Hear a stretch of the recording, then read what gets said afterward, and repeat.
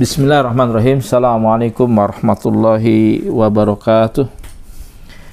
Innal hamdalillahi nahmaduhu wa nasta'inuhu wa nastaghfir wa na'udzubillahi min shururi anfusina wa min sayyiati a'malina.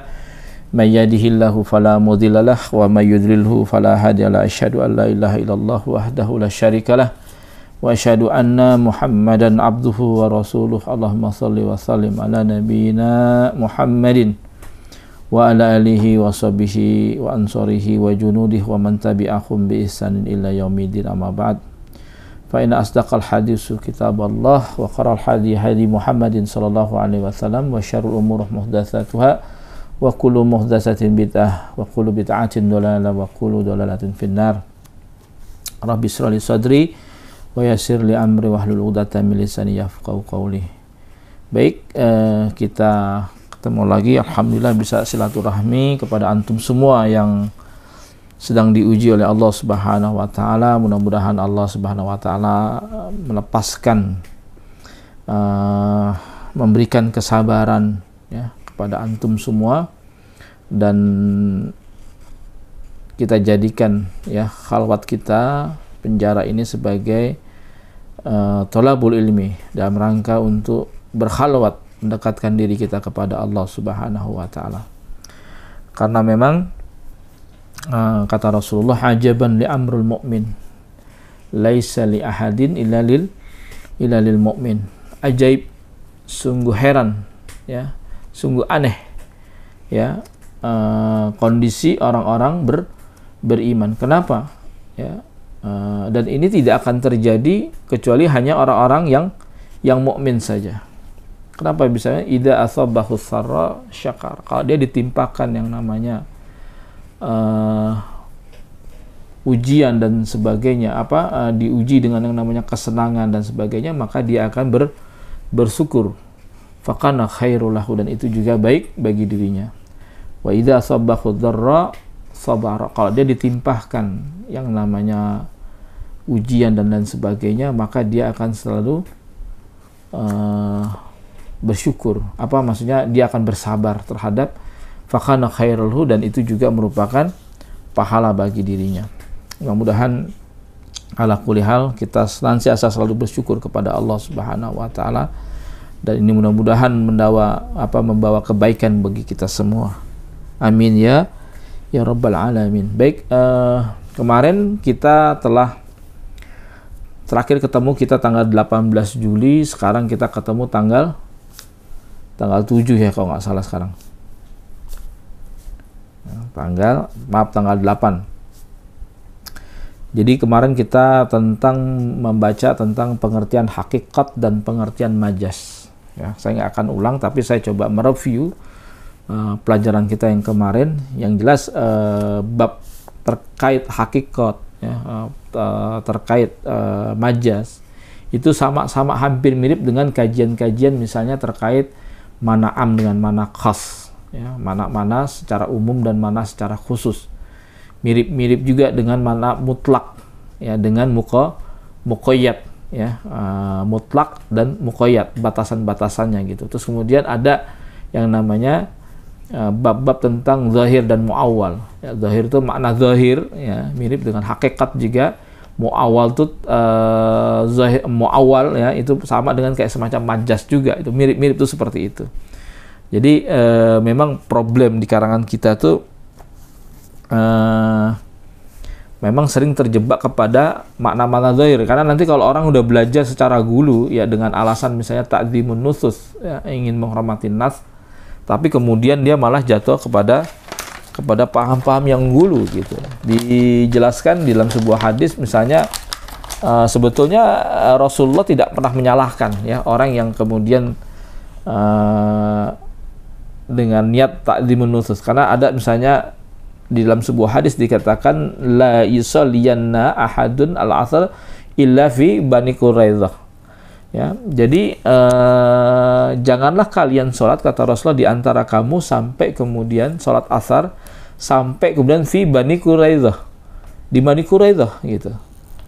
Nah, ini dipahami oleh banyak para sahabat ya di dalam sebuah hadis, ya, fa adraka ba'dukum ya al-asr fi tarikun, ya, Ada kemudian sebagian sahabat ya, di sebagian daripada mereka yang kemudian mereka justru sholat di jalan. Ya, maksudnya itu bersegera gitu. Faqala ba'duhum, tapi sebagian yang lain mengatakan la nusalli hatta ta'tiya. Maksudnya jangan sampai kalian sholat sampai kemudian memang kalian sampai ke ba'duhum bal nusalli lam yurid min kadzalik gitu. Maksudnya itu ada sebagian yang kemudian mereka memahami bahwa memang harus sholat di Bani Quraidah. Sahabat yang lain mengatakan ini maknanya ini sebetulnya bersegera. Kenapa? Karena memang nggak akan sampai gitu. Dan ternyata betul memang sampai hampir mau isya, ya baru sampai di Bani Quraidah. Sampai seperti itu. Dan kemudian di sini, ya, fadzukira dzalika lin-nabi sallallahu alaihi wasallam falam yu'annif wahidan minhum. Ya, sampai di sini Rasulullah sallallahu alaihi wasallam ya itu yu'annif ya, dia tidak falam yu'annif itu maksudnya dia tidak menyalahkan di antara salah satu mereka. Ya, ini artinya memang bisa dimaknai secara zahir tapi juga bisa dimaknai secara takwil ya, atau makna-makna secara majas saja gitu. Tetapi kalau kemudian yang jadi masalah itu adalah ketika kemudian menyalahkan salah satu, ya kan, lalu kemudian dianggap memasang bendera wala wal barok kepada mukhalifnya, menaikkan bendera kebencian, ya, loyalitas dan kebencian kepada orang-orang yang berbeda pendapat dengannya. Inilah yang kemudian pembahasan kita kali ini juga mirip-mirip nih, ya, yaitu tentang majas dan hakikat dan majas itu sekilas. Nanti kita bab masalah amar ini juga sama nih, ya, jadi kita akan bacakan gitu. Sebelumnya kita kirim Fatihah dulu kepada ketiga ulama, yaitu Hasyiah Ahmad Ad-Dimyati, Hasyiah Waraqat ini, lalu kepada Syekh Jalaluddin Mahalli dan juga kepada Syekh Al-Juwaini. Lahumul Fatihah. A'udzubillahi minasyaitonir rajim. Bismillahirrahmanirrahim. Alhamdulillahirabbil alamin. Arrahmanirrahim. Maliki yaumiddin. Iyyaka na'budu wa iyyaka nasta'in. Ihdinas siratal mustaqim. Siratal ladzina an'amta 'alaihim ghairil maghdubi 'alaihim waladdallin. Baik, ini kita menginjak kepada halaman 9 ya, di paragraf pertama yang di luar daripada syarah ya. Di situ ada kata-kata wal amru istidai fi'li biqauli mimman huwa dunahu ala sabilil wujub. Baik, saya akan baca. Bismillahirrahmanirrahim. Wal amru istida'u, ya, istidaul fi'li biqauli mimman huwa dunahu ala sabilil wujub. Amar, ya, dalam hal ini adapun amar adalah tuntutan, istida al fi'li, ya, dilakukan sebuah perbuatan biqauli dan juga menggunakan ucapan mimman huwa dunahu ala sabilil wujub, dengan menggunakan ucapan, ya, dari orang-orang yang lebih rendah secara wajib, sebagaimana Allah Subhanahu wa taala memerintahkan kepada makhluknya, yaitu manusia, untuk melakukan sebuah perintah kewajiban. Dan ini, ya, menunjukkan ala sabilil wujub, ya, jalan untuk jadi wajib. Ya, fa in kana istida'u minal musawwi, ya, apabila perintah itu ditujukan kepada orang yang sejajar, ya, musawwi, sumiya iltimasan, ya, maka dinamakan iltimas, permintaan, ya. Contohnya misalnya kita suka berdoa nih kepada Allah Subhanahu wa taala, itu kan sama kita memerintahkan. Misalnya kita minta tolong juga, misalnya saya minta tolong antum dong, tolong ambilkan. Nah, itu kalau secara sejajar ini berarti itu minta tolong dia. Tapi kalau memerintahkan kepada yang lebih tinggi lagi, itu apakah itu dikabulkan, ya, kita meminta kepada Allah, itu artinya permintaan, ya, walaupun dengan Allahumma inna nas'aluka imanan kamilan, ya kan, warizqan wasi'an dan sebagainya dan sebagainya. Jadi wa in kana istida'u minal musawwi, ya, apabila permintaan itu ditujukan kepada orang-orang yang sejajar, musawwi, sumiya iltimasan, maka itu dinamakan sebagai iltimas, permintaan. Wa minal a'la sumiya su'alan. Jadi kalau kita minta kepada yang lebih tinggi dari kita, misalnya kita minta kepada Allah, maka itu dinamakan su'al, yaitu permohonan, sebagaimana doa kita tadi. Ya, Allahumma inna as'aluka as-su'al. Wa illam yakun ala sabilil wujub, ya, sedangkan permintaan yang disampaikan ya tidak secara wajib, lam yakun ala sabilil wujub. Bi anna juwizat tarku fa dhahiruhu annahu laitsa bi amrin, ya, yakni permintaan di atas ya yang boleh ditinggalkan bi amrin, ya, fa dhahiruhu annahu laitsa bi amrin, ya, yang boleh ditinggalkan, maka zahirnya ya bi amrin ayyi fil haqiqah. Ya, maksudnya itu permintaan tersebut bukanlah amar secara hakikat gitu. Yang walaupun kadang suka menggunakan kalimat-kalimat perintah gitu. Karena memang ada kaidah yang memang mengatakan misalnya al aslu fil amri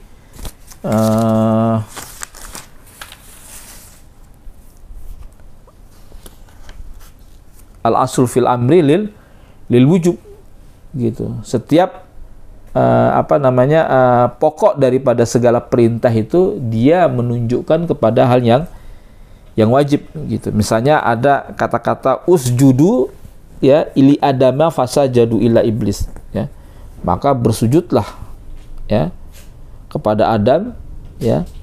Kemudian mereka semua sujud fasajadu ya illa iblis, ya. Tapi kemudian apa ya, karena ini perintah usjudu ya dengan lil jama' ya, dia mendapatkan ancaman jikalau dia tidak bersujud.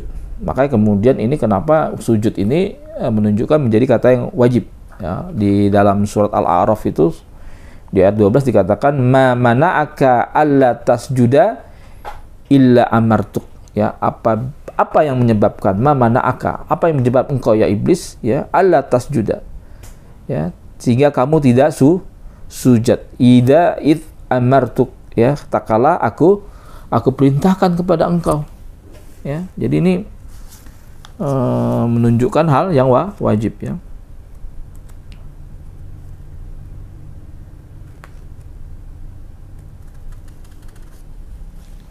Itu baik ya, itu ya.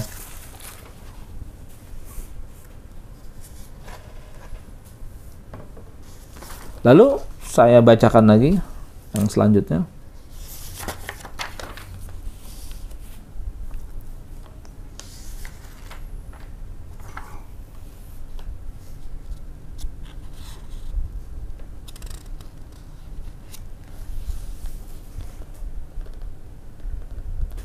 Lalu as-sighatud dalalatu alai if'al nahwu idrib wa akrim wa ashrab, ya. Adapun sighat ya yang menunjukkan dalil alaihi if'al, yang menunjukkan amar perbuatan if'al, ya, perbuatan tersebut berbuatlah, ya. Contohnya misalnya idrib, contohnya pukullah, ya. Lalu akrim, ya, muliakanlah, ya, atau washrab, ya, ishrab itu maksudnya minumlah. Maka itu semua wahia indahu itlaqul, ya, tajarrud anil qarinah, ya. Sigat ini ketika dimutlakkan, ya, tanpa disertai qarinah, ya, maka dia sarifa an talabul fi'il, ya. Maka itu semua memalingkan daripada tuntutan untuk dilakukannya, ya. Tuhmalu alaih, ya, tuhmalu alaih ay alal wujub, ya. Maka ini semua, ya, berartikan diarahkan kepada sesuatu yang wajib, ya. Contohnya tadi, ya, fasjudu, ya kan, dan sebagainya gitu. Atau mungkin dalam kalimat-kalimat yang lain misalnya nahwi, contohnya adalah aqimis shalah. Nah, ini menggunakan kalimat kalimat kata kerja yang menunjukkan wajib, yaitu fi'il amar, ya kan, aqimis shalah atau dirikanlah salat, ya. Ini jika nggak salah itu di surat Al-An'am, ya, dan itu selalu diulang-ulang, ya, dalam banyak tempat. Illa man dalad dalilu ala annal murad minhu nadab, ya. Tapi juga kemudian, ya, ada juga yang kemudian bentuk-bentuk perintah tersebut dia tidak menunjukkan amar, tetapi dia menunjukkan yang namanya nadab, ya. Ya. Ala annal murad minhun nadab awil ibahah, atau juga bermakna adalah ibahah, atau boleh. Itu, mubah, boleh-boleh saja, tapi menggunakan kalimat-kalimat fi'il amr, ya. Fayuhmalu alaih, maka harus diarahkan ai alan nadab aul ibahah, ya. Maka diarahkan kepada sunnah dan ibahah. Contoh-contohnya misalnya dalam misl an-nadab, ya, contoh dalam masalah nadab adalah faqatibuhum in alimtum fihim khairan wa mithalun ibahah, ya. Misalnya di dalam Al-Quran itu di surat An-Nur, ya, kalau tidak salah itu, dan buatlah kontrak, ya, faqatibuhum, ya, dan buatlah kontrak kitabah kepada hamba-hamba itu jika kalian meyakini mereka mampu dan dapat dipercaya, khairan wa mithlan, ya. Ya, wa misalun ibahah, dan contoh misalnya yang masalah ibahah itu adalah idza halaltum fastadu, ya, di surat Al-Maidah itu, apabila kamu telah menyelesaikan ibadah haji maka boleh berburu, la junaha, itu dan seterusnya, ya. Maka waqad ajma'u, dan dalam hal ini ulama telah sepakat ijma' ala adamil wujub, ya, telah menyepakati bahwa ijma' mengenai tidak wajibnya kitabah, ya, kontrak, ya, wa istiyad, ya, dan istiyad, ya, dan juga masalah berburu, ya.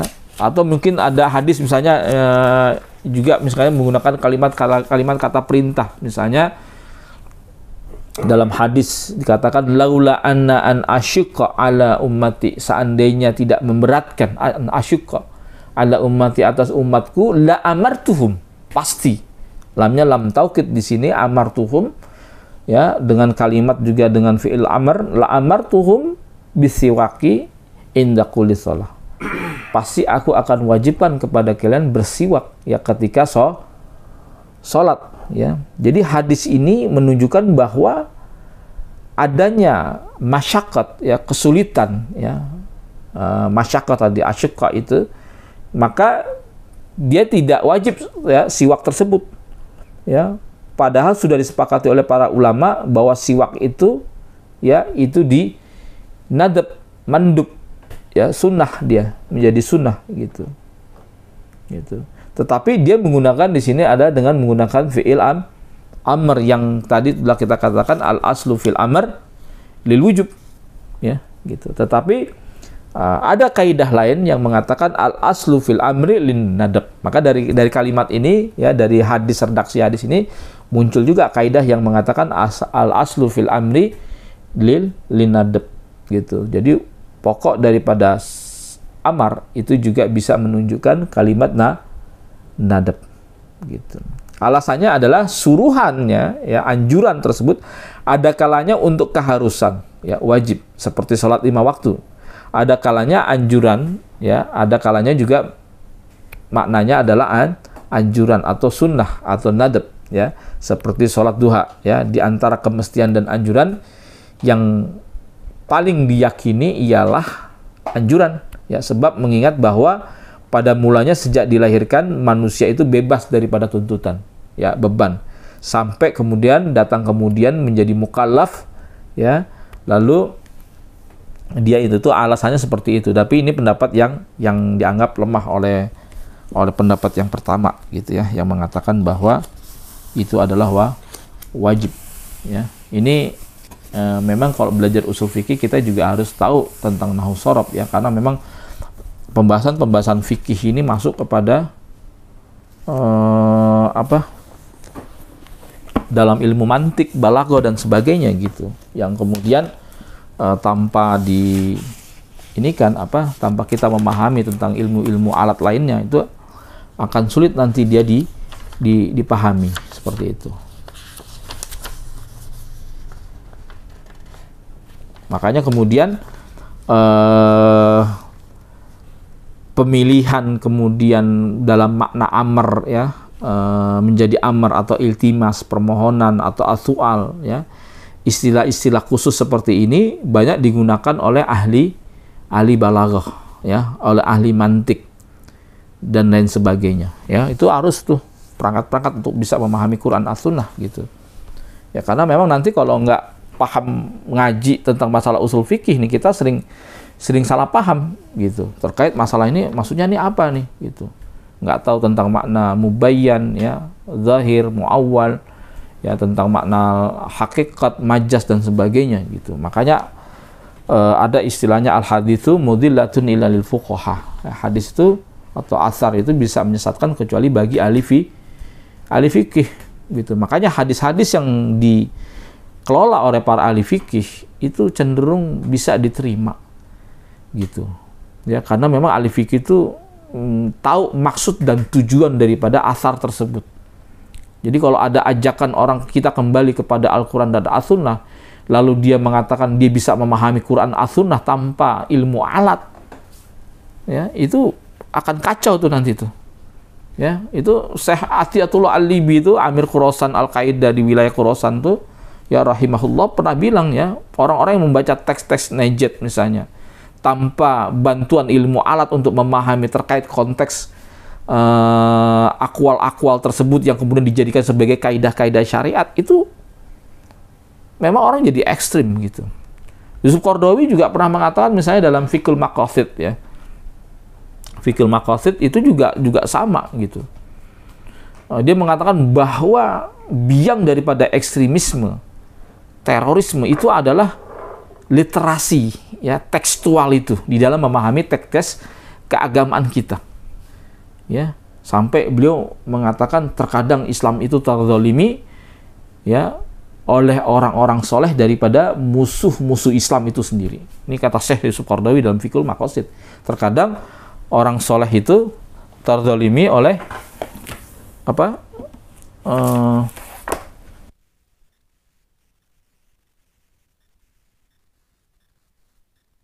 Tentang terkait zakat fitrah misalnya. Makanya beliau sampai mengarang sebuah buku, ya, yang menurut saya agak bagus tuh buku tersebut. Judulnya Kaifa Nata'alam As-Sunnatun Nabawiyah, zakat, ya.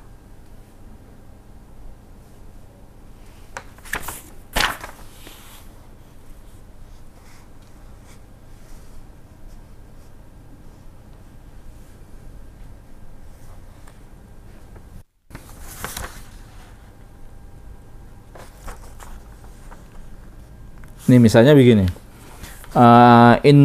Anna Rasulullah sallallahu alaihi wasallam farada zakatul fitr sa'an min tamrin aw sa'an min sya'ir.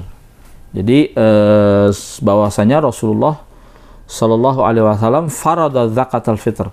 Jadi mewajibkan zakat fitrah yaitu sa'an min tamrin, satu sa', ya, satu sa' min tamrin, ya, dari kurma, ya kan, atau auso'an min syair, satu so' dalam masalah syair, maksudnya itu gandum gitu. Nah, ini di Sahih Bukhari ada, di kitab Sahih Muslim ada, ya, di Sahih Bukhari itu ada dalam kitab Zakah. Ini kata Iman di sini dalam syarah footnote-nya, Shadaqatul Fitr alal abdil wa ghairihi minal muslimin, hadis di raqam 1408, ya, di dalam Sahih Muslim dalam kitab zakat, zakatul fitr alal muslim min tamrin wa sa'ir.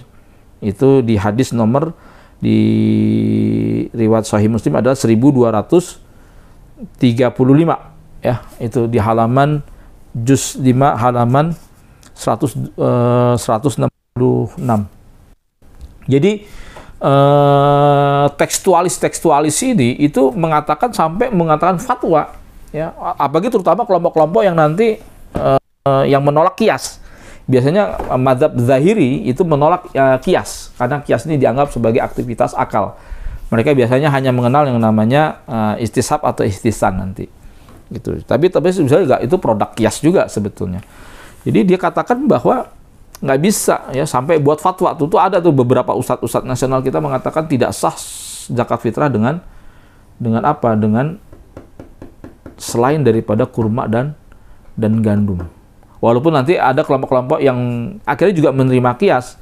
Kiasnya karena budaya Islam itu nggak cuma Arab saja yang makan kurma dan gandum, tapi ternyata kita juga wilayah kita makanan pokok bukan hanya cuma gandum dan gandum tersebut. Di Indonesia makanan pokoknya beras. Asia Selatan itu, Asia Tenggara itu kebanyakan dengan nasi ya, beras itu sendiri gitu. Maka dikiaskan, dikonversi bahwa itu maksudnya adalah makanan pokok.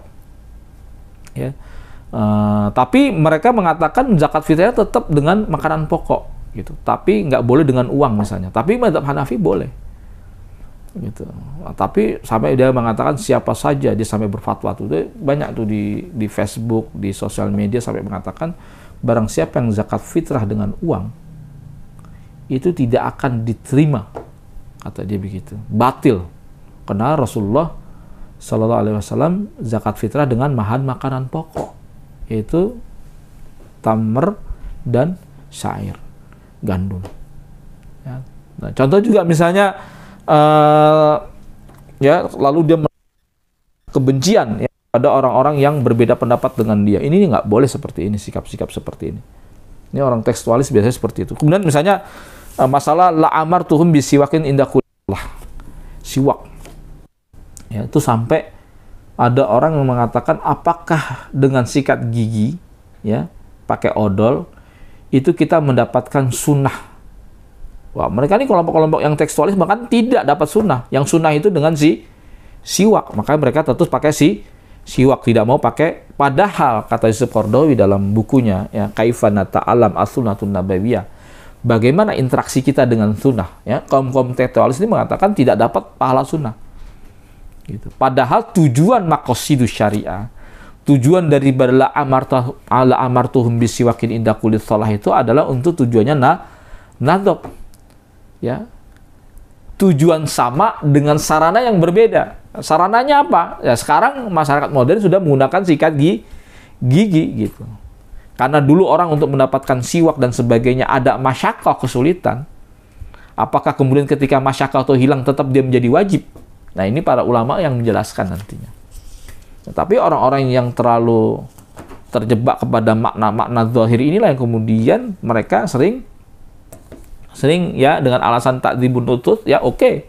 Ya, dia nggak masalah dia mengatakan ini. Tapi kalau dia memasang bendera kebencian ya kepada mukhalifnya, orang yang berbeda pendapat, ini yang jadi masalah. Gitu. Inilah yang kemudian kalau kita ngeliat blueprint di BNPT, di Densus 88, ya, terkait orang kenapa bisa menjadi ekstrim, bisa jadi mutasyadidun, ternyata memang mereka berasal dari madrasah-madrasah intoleran tersebut. Ini kita bukannya ini intoleran ini memang cikal bakal dia. Ya, nanti orang untuk berpikir radikal, berpikir nggak mustahil menjadi teroris gitu. Karena memang orang ini kelompok-kelompok yang kalau kita identifikasi adalah kelompok-kelompok yang berasal dari madrasah-madrasah yang selalu memasang bendera loyalitas, anti loyalitas, wala wal barok, memasang bendera kebencian kepada orang-orang di luar daripada kelompoknya. Jadi dia tidak salamatus sadar. Dia tidak lapang dada di dalam melihat suatu perbedaan-perbedaan di kalangan fikih. Ya kan? Ya itu tadi terjebak kepada makna-makna zahir misalnya.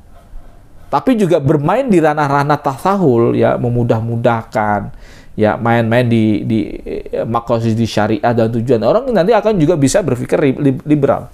Maka konsep kita di sini dalam memerangi kelompok-kelompok mutasyadidin itu bukan ngajak dari tasyadud ke tasahul, tapi lebih kepada dari tasyadud ke tawasud, itu di tengah-tengah.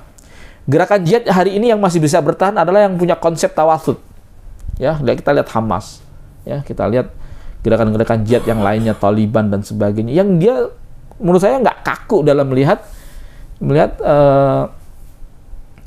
persoalan-persoalan dalam keagamaan tersebut gitu. Ya, apalagi orang-orang Taliban ini termasuk yang kemudian menerima konsep kias ya. Imam Abu Hanifah itu dia anggap sebagai Syekhul Qiyas ya. Memang dari dulu Syekhul Qiyas Madrasah Ra'yu ini memang agak tidak banyak ya, berbeda dengan yang namanya Madrasatul Athar ya, atau Madrasatul Ahlul Hadis yang milik di Madinah ya, yaitu madrasahnya Ibnu Umar ya, sedangkan madrasah Kufah dan Basrah itu kebanyakan adalah madrasah yang diinikan oleh sahabat, yaitu Ibnu Mas'ud. Maka perpaduan daripada madrasatul akal, madrasah ra'i, atau yang biasa disebut dengan madrasah qiyas ini, itu mengambil faidah, ya. Imam Syafi'i itu setelah belajar dengan Imam Maliki di Madinah, ya, itu mengambil faidah juga dengan Muhammad bin Hasan Asy-Syaibani, ya. Maka hasilnya adalah mazhab Syafi'i. Maka dalam mazhab Syafi'i dia menerima konsep yang namanya qiyas. Maka dalam nanti Ar-Risalah itu ada pembahasan qiyas, pembahasan terkait qiyas, ya. Qiyas, ya. Itu merupakan produk daripada madrasah Muhammad bin Hasan Asy-Syaibani itu. Nah, itu seperti itu, ya. Istamir, kita lanjutkan.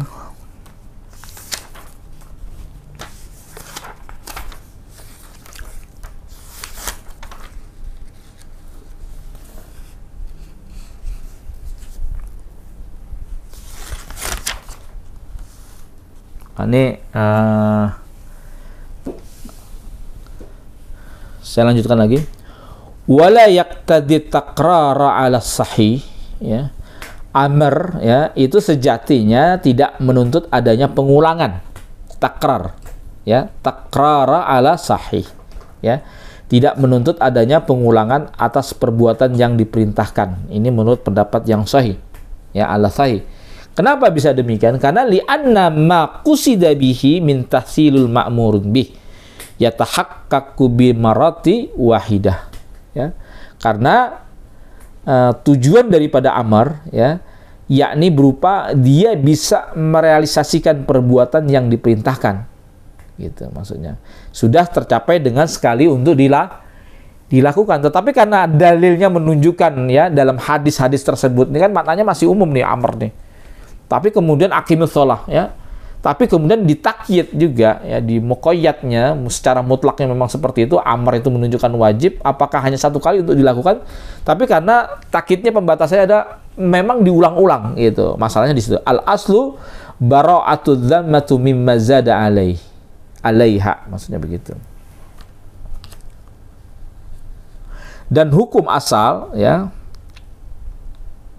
di sini dikatakan fal aslu bara'atu dzammatu mimman zada alaiha, tetapi hukum asalnya memang seperti itu. Hukum asalnya menyatakan bebas dari tanggungan lebih dari satu kali, ya, kecuali idza dalla dalilu ala qasdi takrar, ya, kecuali ada dalil yang memang menunjukkan tujuan pengulangan. Jadi pengulangannya di mana? Pengulangannya ada di dalam hadis-hadis sahih, ya kan? Yang ternyata misalnya shollu kama ra'aitumu usolli.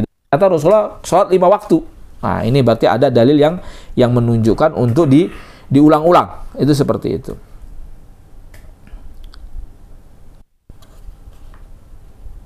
Kemudian fayu'malu bihi kal amri bi sholawati khams wa amri bi shaumi Ramadan, ya. Ya. Ini, ya, maka dalil ini pun harus diamalkan. Contohnya perintah untuk melaksanakan sholat 5 waktu, wa amrihim bisawmi Ramadan, dan juga melakukan puasa di bulan Ramadan. Jadi nggak cukup hanya sekali untuk dilakukan, tetapi harus diulang-ulang, ya, sebagaimana Rasulullah sholat 5 waktu setiap hari dan kemudian berpuasa Ramadan setiap bulan Ramadan. Maka muqabilus sahih, ya, menurut muqabilus sahih, ya, annahu yaqtadi takrar, ya, maka amar itu menuntut, ya, yaqtadi at-takrari, ya, takrari, ya, adanya menuntut pengulangan. Fayastau'abbu ma'murun bi matlubin ma yumkinuhu min zamanil amri haitsu la, ya, bayanu ini li amadin ma'murun bih, ya, li intifadi murajjihi ba'dihi ala ba'd, ya. Jadi menurut muqabilus sahih, ya, anahu yaqtadi takrara fayastau abu ma'murun, bimatlub. Jadi sehingga orang yang diperintah itu harus menjalankannya, ya kan? Ya, makmur ya, yang diperintah, orang yang diperintah itu harus menjalankan sebisa mungkin selama dia hidupnya, ya, fi min zamanil umri, ya, di mana selama haitsula bayanu li amadin ma'murin bih, ya, selama dia tidak ada penjelasan tentang masa berlakunya, ya, sampai dia mati sudah, ya. Ya, dia harus sholat sampai dia berpuasa sampai dia mati gitu. Karena apa? Liintifai murajjihu ba'dihi ala ba'din. Karena di sini tidak ada faktor yang mengunggulkan antara satu dengan yang lain gitu, ya. Itu maksudnya seperti itu. Jadi penjelasannya begini, ya. Jadi substansi daripada amar itu adalah untuk mewujudkan yang namanya mahiyah, ya. Mahiyah itu kayak hakikat tujuannya gitu, ya. Tidak menetapkan pengulangan, ya, perbuatan yang diperintahkan, dan juga tidak menuntut dilakukan adanya satu kali, ya. Ini menurut pendapat yang sahih, ya. Tujuannya, dasar daripada amar itu adalah terrealisasinya perbuatan yang diperintahkan, ya, ma'murun bih, yaitu Allah Subhanahu wa taala, sedang dilakukan satu kali merupakan keharusan, ya, daruriyah, ya, keharusan untuk mewujudkan tujuan tersebut, ya. Pendapat yang kedua adalah yang disebut dengan muqalibus sahih, itu adalah menyatakan bahwa amar itu menetapkan pengulangan, ya, dan diarahkan satu kali dengan adanya qarinah, diungkapkan, ya, oleh banyak para ulama seperti Abu Hatim, ya, Abu Ishaq dan sebagainya, dan kelompok-kelompok ulama lainnya. Ini menurut pendapat mereka, ya. Pendapat yang ketiga, ya, itu adalah menyatakan bahwa amar itu menetapkan pengulangan apabila diikat dengan syarat dan sifatnya, ya. Misalnya di dalam Al-Qur'an itu dikatakan fa'in kumtum, ya, jumban fatahharu, ya, apabila kamu junub maka mandilah. Nah, ini sudah, ya, junub ada pengulangan, ya.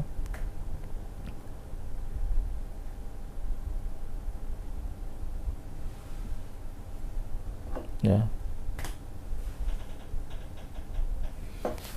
Baik, taib, sampai di situ taklim kita, ya.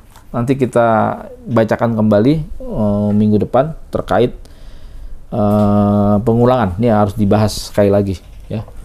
Taib, sudah mau jam 11, mungkin ada tanya jawab, kita tunggu. Demikian dari saya, kita sudahi. Billahi taufik wal hidayah, wa afi minkum, wassalamualaikum warahmatullahi wabarakatuh.